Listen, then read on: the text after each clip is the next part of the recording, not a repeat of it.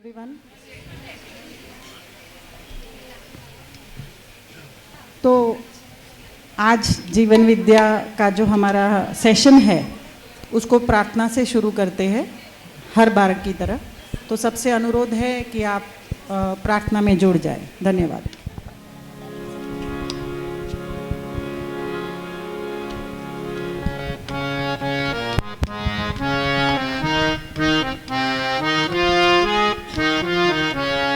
वंदना उनकी करे जिनसे सुशोभित है धरा, जिनसे है मानव का पथ प्रकाश ज्योति से भरा।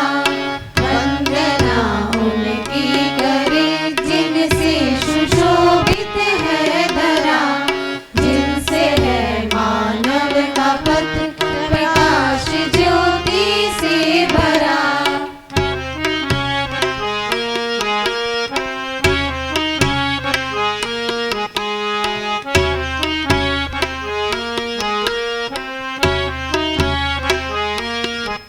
जिनसे दिशा हमको मिली नित मानवीय मार्ग की, पथ मिला निश्चित हमें थी कामना जिस मार्ग की।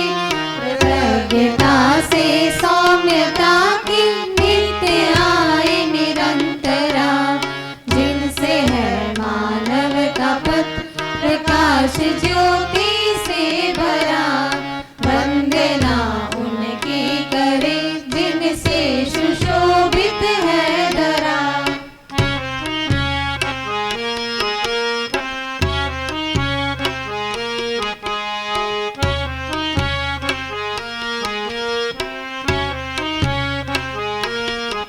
जिनका है चिंतन शुभ यही, कैसे हो मानव सुखमयी। प्रेरणा से जिनकी है मानव का जीवन सुखमयी। सदा समर्पित जिनसे आए मानवीय परंपरा, जिनसे है मानव का पथ प्रकाश ज्योति से भरा। वंदना उनकी करे जिनसे सुशोभित है धरा।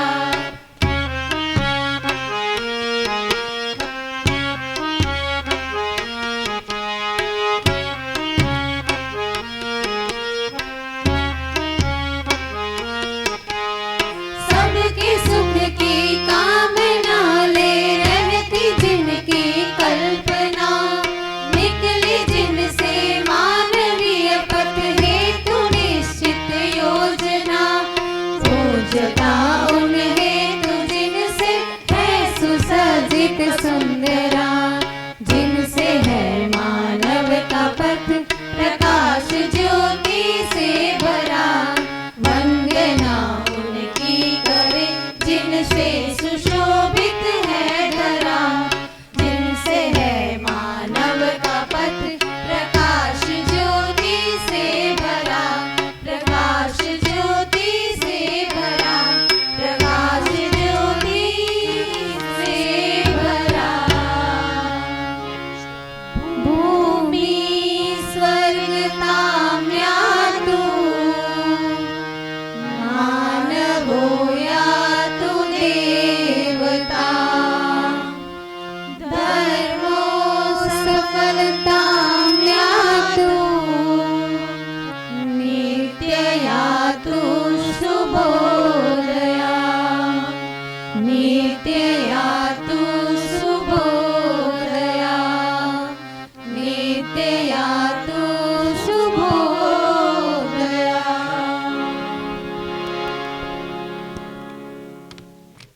एक सुंदर और एक सराहनीय इष्ट वंदना के बाद आज हम इस कार्यक्रम का आगाज करते हैं। डर मुझे भी लगा फासला देखकर, लेकिन मैं बढ़ता गया रास्ता देखकर। खुद ब खुद करीब आती गई मेरी मंजिल, मेरा हौसला देखकर। आप सभी प्रबुद्ध जनों का बहुत बहुत स्वागत करते हैं, अभिनंदन करते हैं, वंदन करते हैं। आप सभी यहाँ पहुँचे हैं एक सुंदर कार्यक्रम को मनाने के लिए। पुनः आप सभी का माध्यमिक विभाग अंग्रेजी माध्यम एसई की ओर से बहुत बहुत हार्दिक स्वागत एवं अभिनंदन के साथ प्रणाम। जैसा कि सर्वविदित है, प्रति शनिवार ये कार्यक्रम की श्रृंखला में आज जीवन विद्या के अंतर्गत एक नवीन कार्यशाला जीवन मूल्यों का परिचय विषय पर समझ हेतु हम सब यहाँ एकत्रित हैं। कार्यक्रम को शुरुआत करते हुए सर्वप्रथम मैं संस्थान के प्राचार्य महोदया को आमंत्रित करना चाहता हूँ कि वे आए और अपने मुखारबिंद से उद्बोधन स्वरूप हमें हमारा ज्ञानवर्धन करें। श्रीमती प्राचार्य महोदया। जय श्री कृष्ण। આજે એક નવો કન્સેપ્ટ લઈને, નવો તો નહીં કહેવાય, એકચ્યુઅલી આપણે બધાએ એ રસ્તા પર શરૂઆત તો કરી દીધી છે, પણ આજે આપણા સેકન્ડરી સેક્શન ઇંગ્લિશ મીડિયમ તરફથી જે નાનો પ્રયાસ છે એ દ્વારા આપણે જે રસ્તા પર ચાલવાનું શરૂ કર્યું છે એમાં ક્યાંક થોડુંક ધ્યાન દોરવાનો નાનો એવો પ્રયાસ છે. તો આશા રાખું છું કે તમે બધા જે પણ અહીંયા પ્રસ્તુતિ છે એને ધ્યાનથી નિહાળીને જે મેસેજ પહોંચાડવાનો પ્રયત્ન કર્યો છે એને થોડાક કનેક્ટ થઈને જોશો તો ખ્યાલ આવશે કે જે પણ આપણે લાઈફમાં રોજના અનુભવો છે, આટલા વર્ષ આપણું ધ્યાન નહોતું જતું, પણ અત્યારે જે પણ ભાવ છે, આપણા જે પણ મૂલ્યો છે એના પર આપણું ધ્યાન જશે. તો વધારે સમય ન લેતા પહેલાં તો હું એટલું જણાવીશ કે જીવન વિદ્યા સ્ટાર્ટ કર્યા પછી અત્યાર સુધી જેટલા પણ સેશન્સ આપણે એટેન્ડ કર્યા છે, દરેક સેશનમાં કંઈક એક એવી કોઈ ઘટનાને સાંભળવા મળી છે જે પોતાના એક્સપિરિયન્સીસ છે દરેક ટીચરના. પહેલાં પણ એવા એક્સપિરિયન્સીસ હતા પણ ધ્યાન નહોતું જતું. હવે દરેક નાની એવી બાબત પર ધ્યાન જાય છે કે જ્યાં આપણે થોડુંક આપણા પોતાની ઉપર કામ કરવાની જરૂર છે. તો ચોક્કસ આ વસ્તુ તમને બધાને આગળ આપણા જે કાર્યમાં છે એ પણ હેલ્પ કરશે. તો આપણા સેક્શનમાંથી 2 બહેનો છે જે આપણા સંસ્થા સાથે બહુ વર્ષોથી જોડાયેલા છે, અને બીજું એ છે કે એવા સબ્જેક્ટ્સને લે છે જે બહુ લેન્ધી છે, બહુ જ ડિટેલમાં હોય છે, પ્લસ લેંગ્વેજ પણ છે. સો આવા ટીચર્સને ક્યાંક ને ક્યાંક ક્લાસમાં તો વ્યક્ત થતાં બિલકુલ સંકોચ નથી થતો. સાચું કહું તો આજે એ લોકોએ મને ના પાડી હતી કે મેડમ એટલું બધું કદાચ અમારામાં ટર્મિનોલોજી અમારી નથી, સમજે છે જરૂર જીવન વિદ્યાને. તો આશા રાખું છું કે એમના શબ્દોને નહીં પણ એમના ભાવને પકડજો અને એમને સપોર્ટ કરજો. પણ એટલો વિશ્વાસ રાખું છું કે એ જે પણ અહીંયા તમારી સાથે શેર કરશે એ એકદમ સચોટ વસ્તુ છે, અને કદાચ ક્યાંક ને ક્યાંક પોતાની લાઈફમાં કે પોતાના જે આપણે પ્રોફેશનમાં છીએ એમાં દરેકના આવા ક્યાંક ને ક્યાંક અનુભવો હશે જ, રાઈટ? સો સમય ન લેતા હું ચેતનભાઈને આજે રિક્વેસ્ટ કરું છું કે આગળ પ્રોગ્રામને વધારે, અને આપણા જે પાત્રો છે આજના એક ટૂંકા અભિનય દ્વારા બધું આપણે સમજાવશું. તો thank you so much for being here. કદાચ આજ મને થોડી સંખ્યા ઓછી લાગે છે, કારણ ખ્યાલ નથી, પણ વાંધો નથી, જેટલા છે એટલા આપણે આ જે પણ અહીંયા પ્રસ્તુતિ છે એને સपोर्ट करसूँ एवी आशा रखूँ छूँ. Thank you. बहुत बहुत आभार मैडम. जैसा कि प्राचार्य महोदया ने हमें जीवन विद्या के तहत एक विशेष ज्ञान एवं समझ से अवगत करवाया है, जिसका सभी अपने अपने जीवन में उसे मूर्त रूप प्रदान करेंगे. कार्यक्रम की शुरुआत करते हुए मैं कार्यक्रम की रूपरेखा वैसे मैडम ने बता दी है कि 2 अनुभव साझा किए जाएंगे और उसके बाद में जीवन मूल्य 5 के अंतर्गत मुकाभिनय की प्रस्तुति होगी, वो आपको प्रदर्शित की जाएगी, बताया जाएगा.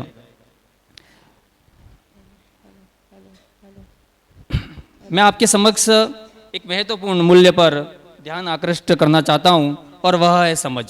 समझ क्या है? जीवन विद्या के अनुसार जीवन में समझ एक महत्वपूर्ण मूल्य है. यह समझ स्वयं में और दूसरों के साथ सामंजस्य स्थापित करने में मदद करती है. समझदारी के अभाव में व्यक्ति अपनी मान्यताओं के अनुसार जीता है, जिसकी जांच होनी चाहिए. जीवन विद्या जीवन और अस्तित्व को समझने की प्रक्रिया है, जिसमें ज्ञान और दर्शन दोनों शामिल है. तो आइए अब कार्यक्रम को शुरू करते हैं। सर्वप्रथम मैं श्रीमती दीक्षा त्रिवेदी मैडम को आमंत्रित करता हूं कि वे अपने जीवन में अनुभवों को यहाँ आकर के साझा करें। श्रीमती दीक्षा त्रिवेदी मैडम। सबसे पहले जय श्री कृष्ण सभी को। This is our angels family. So इसके सामने मैं अपनी फीलिंग शेयर करते हुए, मुझे डर तो नहीं लगना चाहिए, लेकिन फिर भी कहीं ना कहीं हेजिटेशन तो है ही, क्योंकि पहली बार पूरी एंजल्स फैमिली के साथ मैं बोल रही हूँ। तो कहीं पे भी अगर गलती हो जाए तो उसके लिए माफ़ी कीजिएगा। जीवन विद्या से जुड़े हुए मुझे ज़्यादा तो टाइम नहीं हुआ है, लेकिन इतना कह सकती हूँ कि 2.5 ईयर्स में जितना भी मैंने सीखा है, जितना भी मैंने समझा है, उसमें लाइफ में कहीं ना कहीं मैंने अपने चेंजेस देखे भी हैं।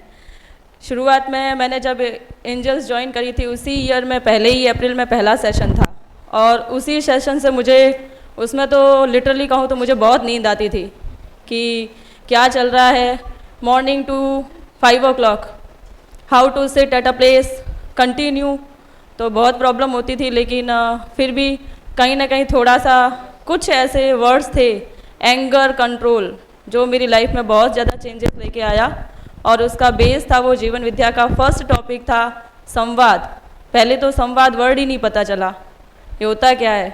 फिर धीरे धीरे जब इसको समझा कि संवाद मीन्स अगर हमें किसी प्रॉब्लम को सॉल्व करना है तो उसमें हमें कॉन्वर्जेशन को वैल्यू देनी ही पड़ेगी, हमें उस सामने वाले के भी बिहेवियर को समझना पड़ेगा। तो ये चीज़ का मैंने मेरी लाइफ में बहुत ज़्यादा चेंजेस देखा। और अगर हम किसी भी प्रॉब्लम को सॉल्व करने में कॉन्वर्जेशन को वैल्यू देते हैं तो वो प्रॉब्लम बहुत ही जल्दी सॉल्व हो जाती है। और ये चीज़ मैंने 10th के बच्चों पे बहुत ज़्यादा अप्लाई करी थी, क्योंकि 10th की गर्ल्स और बॉयज़ मानते नहीं। उनको अगर 2 चोटी बनाने को बोलो तो जैसे उनको क्या ही बोल दिया। और सबसे ज़्यादा उनका गुस्सा मेरे पे ही आता है, ये मैडम मुझे 2 चोटी बनाने का क्यों बोलती है। तो एक बार तो मीटिंग लेनी पड़ी कि क्या प्रॉब्लम क्या है तुम्हारी 2 चोटी बनाने में। तो क्या मैडम बहुत प्रॉब्लम होती है, अच्छी नहीं लगती है। मैंने कहा अच्छा कोई बात नहीं, अच्छी नहीं लगती है तो 1 साल चला लो आप, जैसे जैसे 11th में आपको कोई फोर्स नहीं करेगा। और वही गर्ल्स आज आके बोलती है मैडम आप भले ही डांटते थे लेकिन मज़ा तो खूब आता था। मैंने कहा वो सही बात है। तो ये सारी चीज़ें होती है अगर हम आराम से बैठ के किसी चीज़ को सॉल्व करने पे ध्यान देते हैं तो। और दूसरा ही अगर इसमें है कि बिहेवियर, व्यवहार में अगर हम खुद का बिहेवियर अगर ज़्यादा अच्छा रखेंगे तो सामने वाला हमारे सामने अपने आप ही पॉजिटिव एटीट्यूड लेके आएगा। और यही चीज़ हम जब 8th से बच्चे 9th में आते हैं तो 9th वाले बच्चे ऐसे होते हैं ना कि अभी ना तो वो प्रॉपर मैच्योर है और ना ही इमैच्योर है। तो वो ऐसी स्टेज पे है ना कि वहाँ पे ना तो इनको पता है कि बच्चे वाला बिहेवियर क्या होता है और ना मैच्योरिटी पता है, तो उनको हैंडल करना बहुत मुश्किल रह जाता है। क्योंकि अगर सही बात बोलूँ तो ये ऐसा एक 9-10 का फेज़ होता है ना कि गर्ल्स है वो फैशन में ज़्यादा आ जाती है। उनको 9-10 में फैशन करना बहुत अच्छा लगता है, तो खुली चोटियाँ रख के आना, आगे से ऐसी डिज़ाइन वाली बना के आना। तो मैं ये कभी एक्सेप्ट नहीं करती थी कि ऐसी क्यों बना के आती हो, स्कूल में आई हो तो डिसिप्लिन में रहो, अच्छे से आराम से अच्छी चोटियाँ बना के आओ, बाल बड़े होंगे, ये समझाने के लिए बनाते थे। तो इसके लिए भी मुझे खुद को समझाया कि भाई गर्ल्स हैं, इनका ये एज है फैशन करने का। तो फिर भी कभी कभी अलाउड कर देते हैं, लेकिन कभी कभी डांट के भी समझाना पड़ता है। और थर्ड जो सबसे इम्पॉर्टेंट बात रही वो ये रही कि किसी की अयोग्यता से प्रभावित ना होना ही हमारी योग्यता है। ये बच्चों से ही मैंने सीखा, क्योंकि अभी ही कुछ लास्ट 6-7 दिन पहले ही एक ऐसा मैटर आया ना, 10th में 2 बच्चों ने लड़ते हुए विंडो पेन तोड़ दिया। विंडो पूरी कांच का इतना स्ट्रांग होता है ना, लेकिन उन्होंने फाइटिंग करते हुए तोड़ दिया। और वो फाइटिंग कब करी, लिटरली 10 मिनट्स का बीच में ब्रेक होता है, 11:40 to 11:50 उतने में उसने तोड़ दिया। और बाद में लॉबी में एक दूसरे की तरफ इतना अग्रेसिव एटीट्यूड से आए ना कि अभी उनको छोड़ दिया ना तो एक दूसरे को भले मार देंगे, इतना उनका एटीट्यूड अग्रेसिव था। और मेरे पास आए, मैडम इसने मुझे गाली दी ना इसलिए मैंने इसको मारा, इसको धक्का दिया, ये विंडो से भटक गया और इस कांच टूट गया। तो मैंने कहा कोई बात नहीं, पैसे निकालो भर दो और विंडो ठीक करा देंगे अपन, पर तुझे इसने गाली दी, क्या तुम ऐसे बन गए? तो बोलता है कि मैं तो हूँ नहीं, लेकिन ये मुझे गाली देता क्यों है? तो मैंने कहा, फिर उसको इतना समझा रहे थे लेकिन वो इतना अग्रेसिव थे ना कि सुनने को तैयार नहीं थे। और उसी टाइम सतीश सर का भी आना हो गया और सतीश सर ने बोला कि क्या हुआ मैडम। मैंने कहा कुछ नहीं, इन्होंने विंडो तोड़ दी है, थोड़ा गुस्सा ज़्यादा आ रखा है इनको, तो विंडो तोड़ दिए तो कुछ नहीं, अभी 2 दिन में शांत हो जाएंगे, अपन इनके पेरेंट्स को बुला के एलसी दे देते हैं। तो क्या नहीं नहीं, फिर उनको समझाया कि भाई उसने आपको बोला है, ये आपकी उसकी अयोग्यता है या आपकी अयोग्यता है, आप उसको एक्सेप्ट करो कि नहीं करो, ये तो आपके अंदर होना चाहिए। तो ये 10th के बच्चों में और 9th के बच्चों में बहुत होता है कि अगर उसने मुझे अब्यूज़ किया है तो मैं सामने उसको अब्यूज़ करके ही बदला लूँगा, नहीं अगर अब्यूज़ करूँगा ना तो बदला नहीं लिया जाएगा, तब तक मन में चलता रहेगा। तो ये जब उन्होंने समझाया, सतीश सर ने उनको बहुत ही डिटेल में समझाया कि उसने आपको बोला है, ये उसकी कमी है, आपकी कमी नहीं है कि आप उससे अफेक्ट हो रहे हो कि नहीं हो रहे हो। तो ये चीज़ पे मेरा ध्यान जाता ही है बहुत बार, और बच्चों को समझाने के लिए हम बहुत ये रूल का बहुत ज़्यादा वहाँ पे यूज़ करते भी हैं। उसके बाद में एक है कि भाई जो इसका यूनिवर्सल अगर स्टेटमेंट कहें जेवी का कि गलती है तो समझ नहीं और समझ है तो गलती नहीं, तो यही बात बहुत बार अप्लाई हो जाती है कि अगर आप किसी चीज़ को गलतियां करते जा रहे हो बार बार, इट मीन्स आपके अंदर अभी तक वो उसके लिए अंडरस्टैंडिंग डेवलप नहीं हुई है। जब तक उस मैटर को लेकर आपके अंदर अंडरस्टैंडिंग डेवलप हो जाएगी ना, तब आप वो मिस्टेक कभी भी रिपीट नहीं करेंगे। और यही चीज़ हम बच्चों को समझाने के लिए बहुत बार करते हैं, जब वो सेम मिस्टेक बहुत अगेन एंड अगेन कमिट करते रहते हैं, तब हम उन्हें समझाते हैं कि बेटा अब इस चीज़ को आप समझ जाओ कि ये आप मिस्टेक क्यों कर रहे हो। तो वही चीज़ वहाँ पे अप्लाई भी हो जाती है कि अगर आप किसी चीज़ को गलती करना बंद कर देते हो, इट मीन्स आपको उस टॉपिक को लेके आपके अंदर समझ डेवलप हो गई है। But last topic is anger control, जो कि मैंने जेवी से बहुत अच्छे से सीखा है कि एंगर को कैसे कंट्रोल किया जाता है। क्योंकि मैं इसका एक स्कूल से लेके तो कुछ नहीं, स्कूल में तो अभी भी गुस्सा वही का वही है, बच्चों को देख के तो गुस्सा आता ही है, लिटरली आता ही है, लेकिन उसको कंट्रोल भी कर लेते हैं, बहुत बार हंस के हटा देते हैं। और इस चीज़ का अगर मैं कहूँ तो मेरी रियल लाइफ में मैंने बहुत यूज़ किया है, क्योंकि मैं राजस्थान से यहाँ आई, डीसा आई, तो मुझे बिहेवियर सबका और पूरा एटमॉस्फेयर और मेरे बहुत ज़्यादा चेंजेस होने लगे। तो मुझे लगा कि ये क्या चल रहा है, और मैं बहुत ही शॉर्ट टेम्पर हो गई थी। हालांकि मैं राजस्थान में बच्चों को मारती भी खूब थी, पर यहाँ मारना मना कर दिया कि मारना नहीं है। तो मारना नहीं है तो बच्चे तो सीखेंगे नहीं। और सही बोलूँ तो भले जो भी बैठे हैं कंप्लेंट मत कीजिएगा, मैं तो अभी भी बच्चों को 1-2 थप्पड़ लगा देती हूँ, नहीं तो वो सीखते नहीं हैं। पर वो उसी टाइम आके खुश भी हो जाते हैं मेरे से, इतना वो लेते नहीं है। पेरेंट्स को कभी बोलते नहीं है कि मैडम ने मारा था, ठीक है कोई बात नहीं, तो इतना तो चलेगा ना, चलता है। और रियल लाइफ में कहूँ तो शुरुआत में आई तो बहुत ज़्यादा शॉर्ट टेम्पर थी, क्योंकि राजस्थान में 10 साल जॉब करी थी, कभी घर पे बैठी नहीं, 1 आवर भी मैं कभी फ्री रही नहीं। और यहाँ आके मुझे 6 महीने घर पे बिठा दिया, सुबह उठ के झाड़ू निकालो, पोछे करो, रेस्ट करो, वापस खाना बनाओ, रेस्ट करो। तो ये रूटीन सेट हुआ नहीं थोड़ा, तो इसीलिए फिर मैंने जितना जल्दी हो सके उतना जॉब एप्लीकेशन लगाना शुरू कर दी।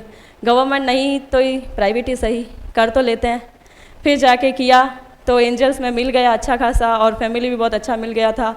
तो 2.5 ईयर्स हो गए, और जैसे ही एंजल्स ज्वाइन किया ना, तो सबसे ज़्यादा चेंजेस तो मेरे हस्बैंड ने ही मेरे में देखे कि तू इतना गुस्सा होती थी, अब गुस्सा कहाँ गया। मैंने कहा जेवी का इफेक्ट है। तो क्या लिटरली सही बात है, तू दूसरों को ही क्रेडिट देगी, मुझे तो कभी क्रेडिट देगी नहीं कि मैंने तेरे गुस्से को कितना सहन किया है। आज जब वो बाहर रहते हैं, अभी 6-8 महीने से बाहर रहते हैं, तो अभी बताते हैं मुझे कभी कि तू स्टार्टिंग में कितना गुस्सा करती थी। मैंने कहा सही बात है, गुस्सा निकल जाता था, क्योंकि सिचुएशन चेंज हो गई थी पूरी की पूरी, इसीलिए गुस्सा आ जाता था, लेकिन अभी नहीं आता है। तो इसका भी मैं क्रेडिट जेवी को ही देना चाहूँगी कि बहुत ज़्यादा मैंने मेरे एंगर पे कंट्रोल किया है। और अभी भी 11-12 के बच्चे आके बहुत अच्छे से मुझसे बात करते हैं, हंसते हैं। एवरीडे मैडम, प्रिंसिपल मैम देखते हैं, आते हैं। लास्ट टाइम अभी साइंस में टीचर्स ने उनसे पोनी की जगह उनसे प्लेट्स बनवा दी थी, तो बोले कि टीचर ने मैडम बहुत जल्दी बना दी है। छुट्टी के टाइम 15 मिनट रुक के मेरे से 5 गर्ल्स आई, मैडम फटाफट सही से प्लेट्स बनाओ, ये तो बहुत बिखरी हुई गंदी लग रही है। तो 11th वाली लड़कियां आई 5 जनी, अब बनाओ मैडम। मैंने कहा ठीक है बेटा बना देते हैं। तो वो सब देख रहे थे स्टाफ वाले कि मैडम, अब गुजराती में बोला कि तुम ये भी काम करते हो। मैंने कहा हाँ चलेगा, बच्चों के लिए क्या है, बच्चों के लिए कोई छोटा बड़ा काम नहीं है, कर लेंगे। तो ये चीज़ें हैं लाइफ में कहीं ना कहीं इम्प्लीमेंट करी भी है और चेंजेस भी देखे हैं। और उसके बाद में एक और है कि भाई गुस्सा कब आता है, ये सबसे इम्पॉर्टेंट चीज़ है कि हम गुस्सा करते कब हैं। तो हम करते कब है, जब सिचुएशंस हमारे अकॉर्डिंग नहीं चलती है, हम जो चाहते हैं वो नहीं हो रहा है, और इसीलिए हम एंगर कर जाते हैं, गुस्सा कर जाते हैं और गुस्सा दूसरों के ऊपर निकाल देते हैं। और यही मेरी भी लाइफ में था कि कहीं ना कहीं मेरा गोल ये था कि मैं गवर्नमेंट सर्विस लूँ। बहुत बार आरपीएससी में ट्राई किया, लेकिन उसके लिए कमिटमेंट नहीं दे पाई, उतना टाइम खुद को कभी नहीं दे पाई। तो गुस्सा आता था, भाई आरपीएससी जैसा है, इसमें डेडिकेशन कंप्लीट चाहिए, 1 साल तो मेहनत चाहिए, लेकिन कभी घर और स्कूल और वो सब छोड़ा नहीं, तो वो नहीं कर पाए। फिर यहाँ आके बोले कभी जीपीएससी क्रैक करो। मैं कहा that is not possible for me, मैं जीपीएससी में हाथ नहीं डालूंगी, इससे अच्छा अपने बढ़िया है प्राइवेट में करके खुश रह जाएंगे। क्योंकि अभी शुरुआत करना वो मेरे लिए पॉसिबल नहीं है कि मैं गुजरात का पूरा हिस्ट्री कल्चर पढ़ूँ, जहाँ मैंने राजस्थान का पढ़ रखा है। फिर भी अभी भी सपोर्ट सिस्टम चालू है कि भाई कहीं ना कहीं आप गवर्नमेंट में जाओ, तो ठीक है, देखते हैं, कभी ना कभी लगेंगे तो मिलेंगे वापस, पता नहीं। अब angels family, that is my staff, मेरे लिए बहुत ज़्यादा सपोर्टिव है। जैसा एवरीडे अभी जो सिचुएशन से मैं चल रही हूँ, वहाँ पे मेरा भाई जैसे मेरे को शाम को डेली फ़ोन करके पूछता है, मेरी सिस्टर फ़ोन करके पूछती है कि कैसी है कैसी है कैसी है, वैसे ही जैसे स्कूल में एंटर करते हैं ना, तो जो भी मिलता है वो मुझे पूछता है कि मैडम कैसे हो, बढ़िया हो, बढ़िया हो। और वही अगर इतना फैमिली में लव मिलता है ना, तो कोई छोड़ना नहीं चाहता है। इसीलिए मैडम के अकॉर्डिंग तो मैं लास्ट स्टेज तक भी यहाँ रहना चाहती हूँ, लेकिन फिर कहीं ना कहीं ज़रूरत आएगी कि भाई छोड़ना तो पड़ेगा ही, तो कोई बात नहीं। लेकिन एंजल्स फैमिली को मैं बहुत याद करूँगी, स्पेशली हमारा प्राइमरी और सेकेंडरी स्टाफ। चाहे हम सेकेंडरी में हैं, लेकिन प्राइमरी से ही उतना ही अटैच्ड है। भले ही ऊपर बैठते हैं, ऊपर वाले माले में बैठ जाते हैं, हमारा घर बना दिया है, लेकिन हमारा बेसमेंट तो वही है, बेस वही है। तो प्राइमरी स्टाफ भी उतना ही सपोर्टिव है मेरे लिए। Bhavna ma'am, principal ma'am, as a mother everyday मुझे हाल चाल पूछने आते हैं कि अभी भी जब प्रैक्टिस चल रही थी तो मुझे बोले कि तुम नीचे मत बैठना, तुम ये मत करना, ये मत करना। तो ये एक फैमिली लाइक फीलिंग आ जाती है। तो हमारा फैमिली हमारे लिए बहुत ज़्यादा सपोर्टिव है। इनकी रेस्पेक्ट करते रहिए तो आपकी रेस्पेक्ट इसी में बनी रहेगी। धन्यवाद। आपका बहुत बहुत आभार। आपने अपने जीवन के अनुभव साझा किए, संवाद, व्यवहार, अयोग्यता से प्रभावित नहीं होना, गलती है तो समझ नहीं, विद्यालय शिक्षण अनुभव आदि विषयों को लेकर के आपने कई उदाहरणों के साथ में हमें अवगत करवाया, जो कि कहीं ना कहीं सारगर्भित है।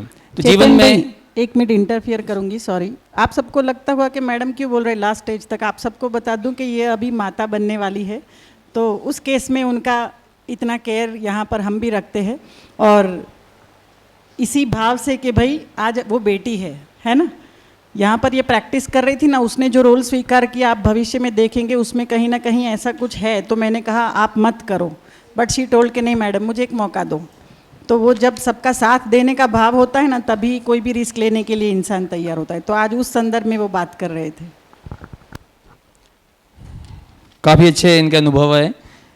अब मैं अगली कड़ी में श्रीमती सोनाली जोशी मैडम को आमंत्रित करता हूँ कि वे आएँ और अपने उद्बोधन स्वरूप जीवन के अनुभव साझा करें। गुड मॉर्निंग एवरीबॉडी, मैं Sonali Joshi from secondary department. आज जीवन विद्या के इस अवसर पर हम सब यहाँ एकत्रित हुए हैं, और यह एक बेहतर मेरे ख्याल से ऐसा प्लेटफॉर्म है जहाँ आप अपने मन की बात रख सकते हैं। So today I want to share something that has deeply impacted as a teacher. सबसे पहले तो बता दूँ कि कॉलेज टाइम से मुझे थिंकर्स और ये सारे फिलोसॉफी पढ़ने का बहुत शौक़ था पहले से। तो मैंने बहुत सारे विचारों को पढ़ा, जाना, और उनके बारे में ज़्यादा से ज़्यादा जो है गेन किया। उसमें सबसे पहले अगर किसी का असर सबसे ज़्यादा रहा तो वो ओशो थे। उनके बारे में मैंने सबसे ज़्यादा पढ़ा, और उसके बाद जो 2 साल से जो मैं पढ़ रही हूँ वो है, जिसके बारे में सोच रही हूँ, सुन रही हूँ, वो है जीवन विद्या। तो उससे मैंने जाना है कि जीवन विद्या एक फिलोसॉफी ही नहीं, एक नॉलेज है जिसको समझने से आपसी संबंध मजबूत होते हैं, शांति का अनुभव कर सकते हैं, और ये आपके जीवन को ना ही सिर्फ सक्सेसफुल बनाता है लेकिन मीनिंगफुल और पर्पसफुल भी बनाती है। यह ऐसा विषय है जो कि सिर्फ ना के ज्ञान देता है बल्कि अपने जीवन को सही दिशा में ले जाने का काम भी करता है। एक टीचर होने के नाते मेरा मानना है कि कि जीवन विद्या हर स्टूडेंट के लिए ज़रूरी है उनके लक्ष्य को अचीव करने के लिए और समाज के लिए पॉजिटिव पॉइंट ऑफ व्यू देने के लिए ये मदद करेगा और प्रेरित भी करेगा। थोड़े दिन पहले अगर मैं बताऊँ तो यहाँ एक प्रोग्राम हुआ था जीवन विद्या का, जिसमें 9th और 10th दोनों को इन्वॉल्व किया गया था। तो यहाँ पे एक बात हुई थी कि उनसे सजेशंस मांगे गए थे 9th और 10th के, कि उनकी प्रॉब्लम्स के बारे में एक चिट्ठी के अंदर लिख के उनको बताना था। तो दोनों चारों क्लास मिलके 100 से ज़्यादा चिट्ठियाँ स्टूडेंट ने अपनी प्रॉब्लम्स लिख लिख के हमें भेजी और उस सारी चिट्ठियों को पढ़ने के बाद, सारी चिट्ठियों मैंने, रमेश सर ने, दूसरे टीचर्स भी हमारे साथ थे, सारी चिट्ठियाँ उन्होंने पढ़ी। उसमें से 75% जो चिट्ठियाँ थी, जो प्रॉब्लम्स उन्होंने लिखी थी, वो थी मोबाइल से हम लोग कैसे छूटे, उनके एडिक्शन से हम लोग कैसे बाहर आए। 75 आज भी वो चिट्ठियाँ हमारे पास पड़ी हैं। तो आज मैं उनके विद्यार्थी जीवन की कुछ जो आज मॉडर्न प्रॉब्लम्स हैं उनके बारे में थोड़ा सा डिस्कस करूँगी और जीवन विद्या इनके लिए कैसे यूज़फुल है उसके बारे में भी। तो 75% स्टूडेंट ने यही लिखा था, how to overcome mobile addiction.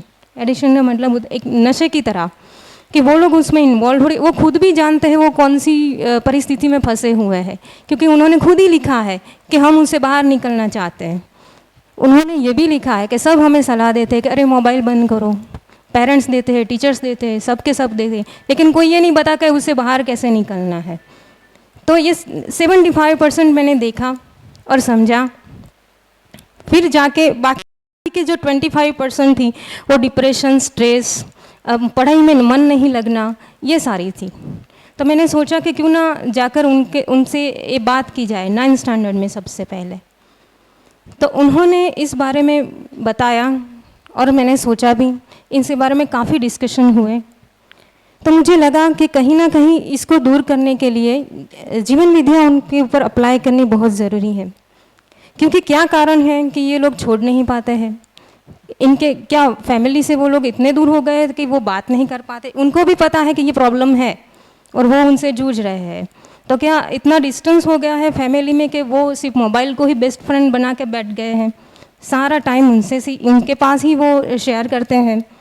तो शायद मुझे लगता है कि उनको संवाद की कमी है, पेरेंट्स के बीच, स्टूडेंट के बीच आपस में कम्युनिकेशन नहीं हो रहा है। तो मेरा मानना है कि जीवन विद्या के माध्यम से उनकी इस समस्या को हम सुलझा सकते हैं, मदद कर सकते हैं और ये जीवन के सभी पहलुओं को एक साथ जोड़कर देखने के लिए समझने का एक तरीका है। एक art of living for students है जो ना सिर्फ विद्यार्थियों को लेकिन आगे जाके जीवन को समझने में भी एक तरीका ही है जो समाधान की ओर जाता है। तो ये स्टूडेंट लाइफ में कैसे यूज़फुल है? तो फर्स्ट वन है सेल्फ अवेयरनेस, स्वयं की पहचान करना। यह भीतर की समझ विकसित करके अपनी सीमा को जानने में और क्षमता को बढ़ाने में मदद करेगा अगर ये अप्लाई होता है तो। संबंधों में सुधार और समस्या का समाधान। मध्यस्थ दर्शन स्टूडेंट को फैमिली, फ्रेंड्स और टीचर के साथ एक हेल्दी रिलेशंस कैसे बना के रखे वो गाइड करता है। सामाजिक जिम्मेदारी, समझदारी का विकास। यह स्टूडेंट को समाज के प्रति अपनी जिम्मेदारी समझने, पॉजिटिव थिंकिंग देने के लिए प्रोत्साहित करता है। पर्यावरण के प्रति जागरूकता। यह प्रकृति के महत्व को समझाने के लिए, प्रकृति के नज़दीक जाने के लिए जागरूक करता है और मदद भी करता है। दूसरा उनके सबसे ज़्यादा प्रश्न था स्ट्रेस, डिप्रेशन और मानसिक शांति का, जो इससे दूर हो सकता है। यह दर्शन छात्रों को तनाव, चिंता से निपटने के लिए, मानसिक शांति, डिप्रेशन, स्ट्रेस और खुशी की तरफ ले जाने के लिए मदद करता है। पॉजिटिव एटीट्यूड टूवर्ड्स लाइफ, जो छात्रों को सकारात्मक दृष्टिकोण, पॉइंट ऑफ व्यू विकसित करने में मदद करता है। चुनौतियों को सामना करने की हिम्मत देता है। यह दर्शन स्टूडेंट को भ्रम से मुक्ति और हैप्पीनेस की तरफ ले जा सकता है। दूसरा है पेशेंस, जिसकी उनमें बहुत कमी होती है। धैर्य, हर काम में धैर्य रखना कि सीखना चाहिए कि हर काम में समय लगता है और अपने लक्ष्य की तरफ आगे बढ़ना चाहिए। दूसरा है सेल्फ कॉन्फिडेंस, उन्हें समझना पड़ेगा कि सेल्फ कॉन्फिडेंस जो विश्वास खुद के ऊपर रखना पड़ेगा, और है दूसरों की मदद करना। कहा जाता है कि विद्रोही बच्चा सबसे ज़्यादा प्रतिभावान होता है। जो जितना तर्क करता है उसमें प्रतिभा भी इतनी ही होती है। सो तर्क की बुनियाद पर विद्यार्थी को समझना और उसकी पहचान करना और फिर स्वीकारना उनका स्वभाव होता है। सो इस तरह से जीवन विद्या एक बेहतर इंसान बनने में हमारी मदद करता है। स्टूडेंट और अपने जीवन में शामिल करके एक बेहतर कल की ओर हम कदम बढ़ा सकते हैं। So thank you so much. आपने सभी ने मेरी बातों को ध्यान से सुना, इसलिए आपका धन्यवाद करती हूँ। Thank you so much. आपका बहुत बहुत आभार मैडम। आपके जीवन में दर्शन शास्त्र का विशेष महत्व रहा है, जिसको आप आगे भी भरसक अपने प्रयास से उपयोग कर रहे हैं। इसके अलावा आपने छात्र जीवन में मोबाइल का किस प्रकार से उपयोग करना है, आर्ट ऑफ लिविंग, जीवन जीने की जो कला है, इसके अलावा प्रकृति के महत्व और सकारात्मक सोच के बारे में बताने का प्रयास किया, जो कहीं ना कहीं हमारे लिए सारगर्भित है। जीवन में वो एक अमूल्य धरोहर के रूप में हम उसको अपनाएं तो हमारा जीवन कहीं ना कहीं सच्चे मायनों में सार्थक हो सकता है।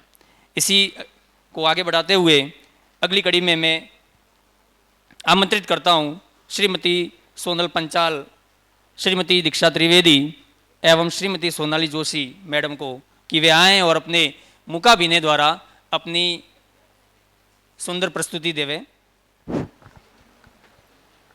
जैसा कि आप देख रहे हैं, आपके सामने 3 तत्व दिखाई दे रहे हैं, जिसमें एक आदरार्थी बने हैं, एक सम्मानित है और एक निरीक्षक है। तो किस प्रकार की क्या भूमिका है, आप देखिए इसको।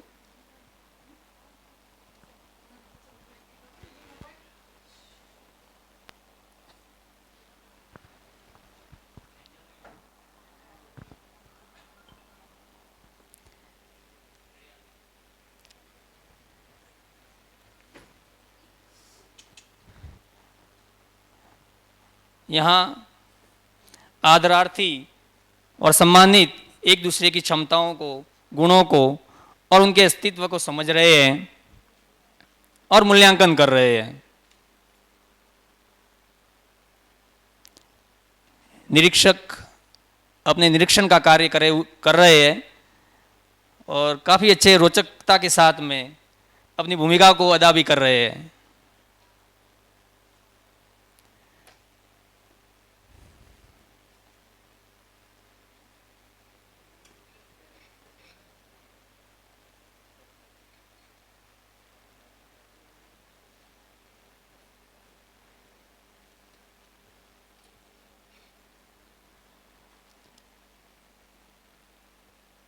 जब आप किसी व्यक्ति को संपूर्ण तरीके से समझते हैं, जो जैसा है वैसा स्वीकार करके उसको आप उस व्यक्ति को सम्मान देते हैं,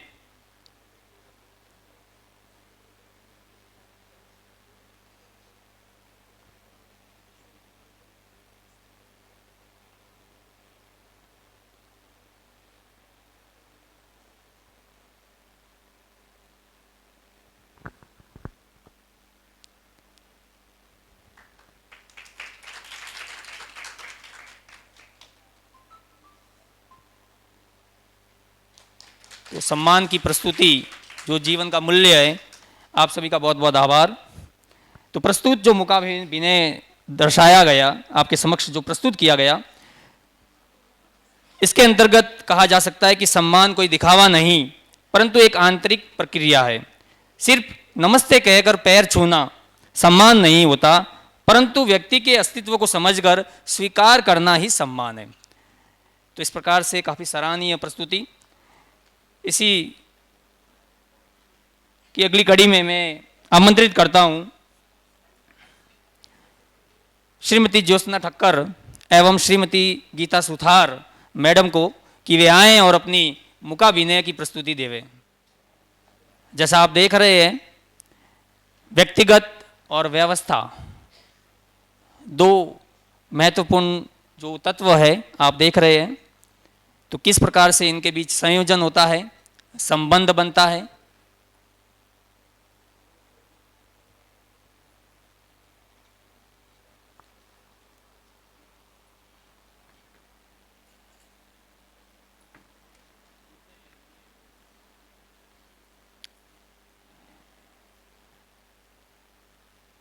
व्यक्तिगत सोच रहा है, कहीं ना कहीं अवसाद की स्थिति में है, तनाव की स्थिति में बने हुए है,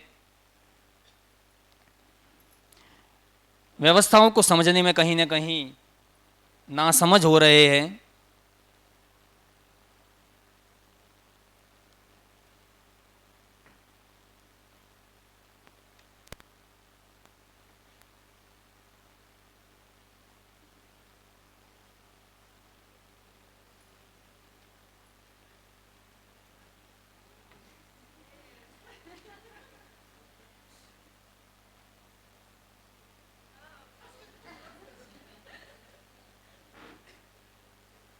तो व्यक्तिगत अपनी अनुकूलता को देखते हुए व्यवस्थाओं को कहीं ना कहीं आत्मसात करने में लगे हुए हैं।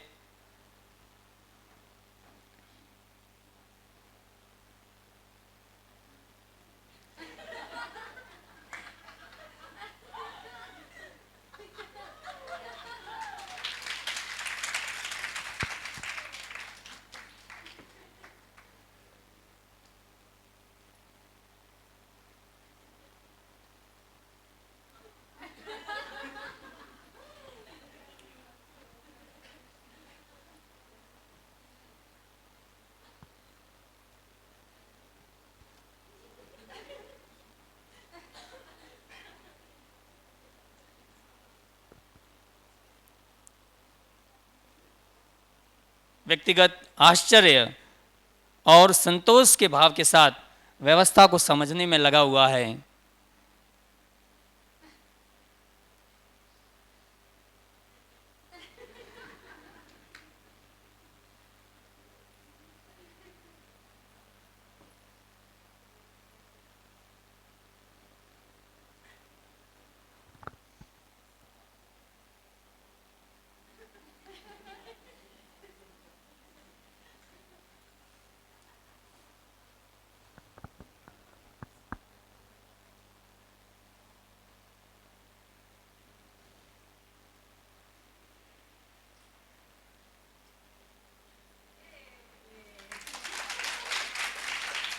वास्तव में आपकी प्रस्तुति अद्भुत और सराहनीय है। आपका बहुत बहुत आभार।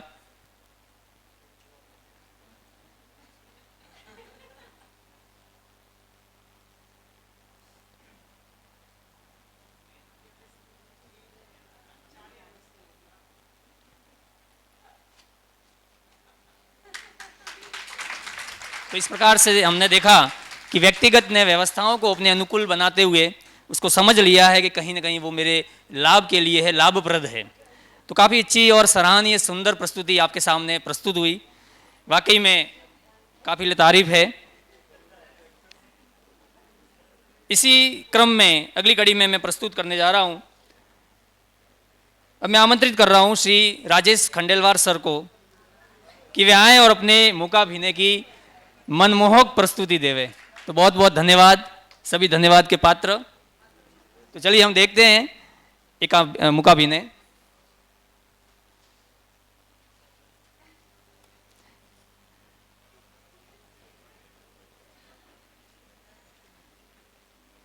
प्रस्तुत संबंध, अपने संबंधों को समझने में कहीं ना कहीं ना समझ हो रहे हैं, समझ नहीं पा रहे कि मैं क्या करूं। कन्फ्यूजन की स्थिति,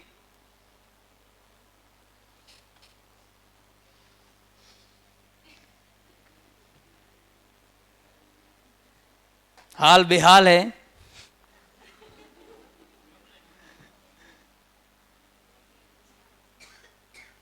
तभी स्वीकृति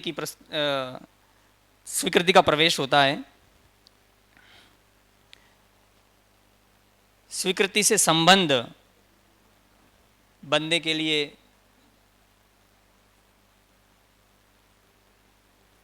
आगाज हो रहा है, लेकिन समझने में कहीं ना कहीं दिक्कतें महसूस हो रही है।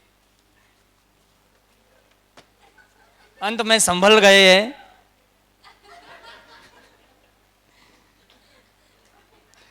तो स्वीकृति से संबंध हो जाता है। अब आदर के साथ भाव,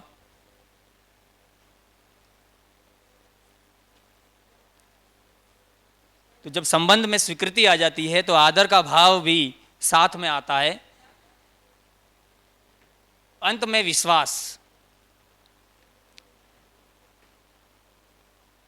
तो जब संबंध में स्वीकृति और आदर आ जाते हैं तो अपने आप ऑटोमेटिकली विश्वास आ ही जाता है। तो एक प्रकार से सब मिलते हैं और अब अभी संबंध अकेला नहीं है, सुख का भाव उसमें आ रहा है, काफी खुशी। बहुत बहुत धन्यवाद, बहुत बहुत आभार आपका। प्रस्तुत मुकाभिनय हमें समझाता है कि स्नेह अकेला भाव नहीं है, लेकिन स्वीकृति, आदर और विश्वास इन पर बना हुआ एक संबंध है। इन सभी के मिलने पर संबंध में स्थिरता आती है। तो आगे हम चलते हैं, अगली कड़ी में मैं आपको ले चलता हूं। अब मैं आमंत्रित कर रहा हूं श्री रजनी परमार सर एवं श्री राजेश खंडेलवाल सर कि वे आएं और अपनी रोचक प्रस्तुति देवें। आपके सामने एक जवान और एक वृद्ध की तस्वीर आपको दिखाई दे रही है। संबंध 100% कहीं न कहीं अवगत हो रहा है।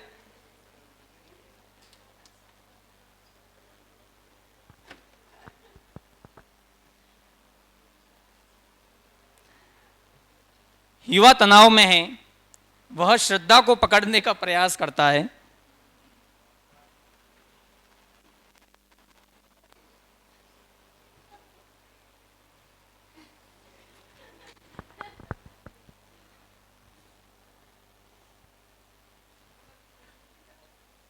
लेकिन श्रद्धा को समझने में वह नाकाम है। तभी वृद्ध का आगमन होता है। एक समझदार व्यक्ति, चूंकि वृद्ध एक समझदार व्यक्ति है,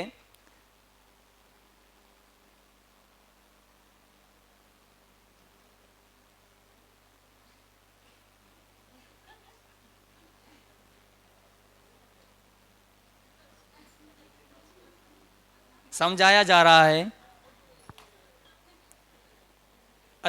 अस्तित्व की व्यवस्थाओं को लेकर के।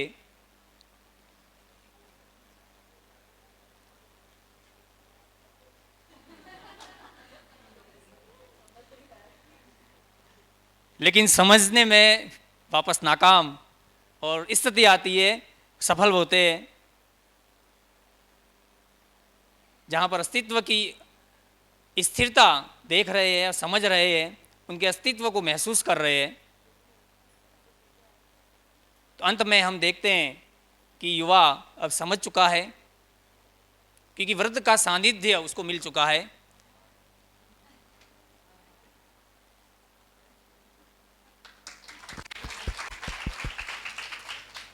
बहुत बहुत आभार आप दोनों का सर।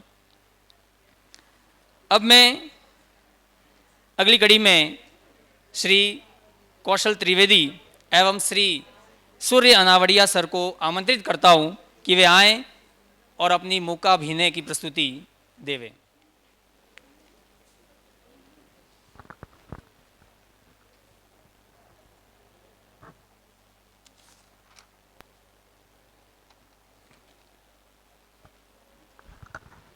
आपके समक्ष एक मार्गदर्शक और एक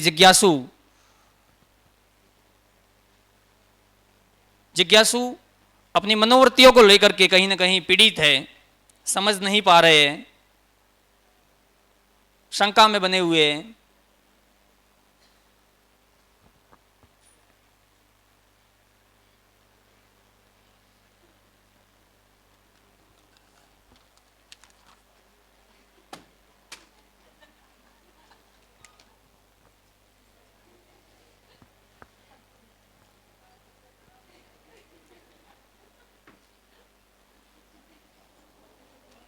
तभी मार्गदर्शक का आगमन होता है। समझाया बुझाया जा रहा है इनको हर प्रकार से।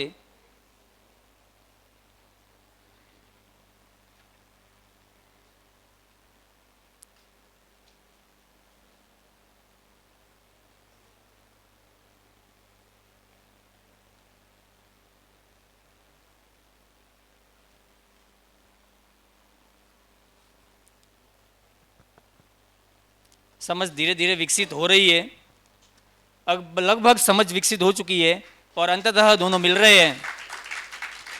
तो हमने देखा कि यहाँ पर एक जो जिज्ञासु प्रवृत्ति और मार्गदर्शक के मिलने पर विश्वास जैसे मूल्य का उत्थान होता है। बहुत बहुत आभार आप दोनों का सर।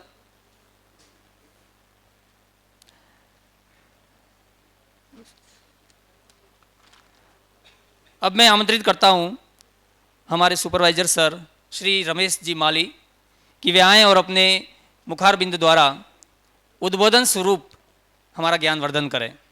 श्री रमेश जी माली। જય Shri Krishna to all.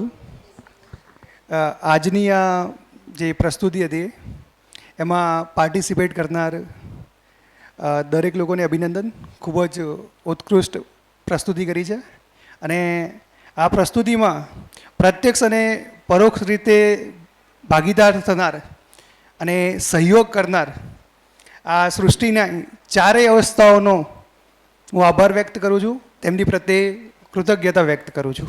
Thank you.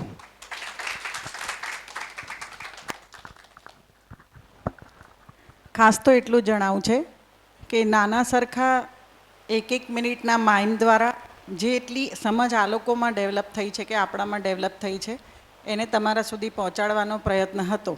ક્યાંક એવું બી લાગ્યું હશે કે આ શું કરે છે બધા, પણ ક્યાંક મને એવું લાગે છે કે આ જે માઇમ હતું આમાં હજી તો આપણે ખાલી 5 જ ભાવ બતાવ્યા છે।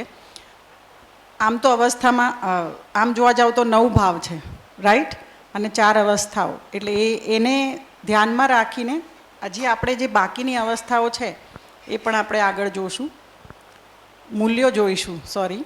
તો હવે એ 9 મૂલ્યોમાંથી આજે સમયની મર્યાદાના કારણે આપણે વધારે નથી આગળ લંબાવતા, પણ આશા રાખું છું કે તમને બધાને જો આ કન્સેપ્ટ ગમ્યો હોય તો આગળ આપણે કરી શકીએ, હા કે ના? Okay, thank you. તો સાચું કહું ને તો આ બધાની કોઈની સ્વીકૃતિ નથી, બધાએ ના જ પાડી હતી કે મેડમ આ તો ન જ થાય। આવું તો આટલા બધા સ્ટાફ સામે આખો પરિવાર આપણો હશે અને મેડમ આવું તમે, અને સાચું કહું તો આ બહેનો મારા જે છે ને મારા કરતાં બી આજે તો કહી શકું છું કે થોડા સિનિયર છે, પણ આજે એમને આમાં એક વસ્તુ મને એ દેખાઈ કે જ્યારે બધા ભેગા થઈને કંઈક નક્કી કરે ને તો એ ચોક્કસ બહુ સારી રીતે થઈ શકે છે, અને આ એનું એક્ઝામ્પલ હતું। કારણ કે હમણાં જ બેને મને વાત કરી, એક એક્ટ પતતો ગયો એવી રીતે મને એમણે કહ્યું કે મેડમ આપણે શરૂઆતમાં તો અમે તો બધાએ ના જ પાડી હતી, કેમ સોનલબેન? અને હવે પછી ધીરે ધીરે તૈયારી થઈ, મેં કીધું ના ના થઈ જશે, કંઈ નહીં, જેને ન ફાવે એનું આપણે નહીં રાખીએ, બરાબર ને? પણ આજે એવું લાગ્યું છે કે કદાચ હજી 2 મૂલ્યો જોડ્યા હોત ને તો વધારે મજા આવે, હે ને? તો ક્યાંક ને ક્યાંક જેમ બાળકોને બી નાટક જોવાની મજા આવે છે ને એટલું તો ખબર પડે છે કે લાઈવ વસ્તુ બધાને કનેક્ટ તો કરે છે, હે ને? તો નાનો પ્રયાસ હતો। Thank you for cooperating. જેમ રમેશભાઈએ વાત કરી એવી રીતે તમારા બધાના સાથ ને સહયોગ વગર આ પોસિબલ નહોતું, અને thank you to my team, મારા ભાઈઓ બહેનોને ખૂબ ધન્યવાદ કે તમારી તૈયારી બતાવીને આજે જે રસ્તા પર આપણે ચાલીએ છીએ એને તમે લોકો સુધી પહોંચાડવા માટે એક નાનો એવો પ્રયાસ કરવાની તૈયારી બતાવી। Thank you so much.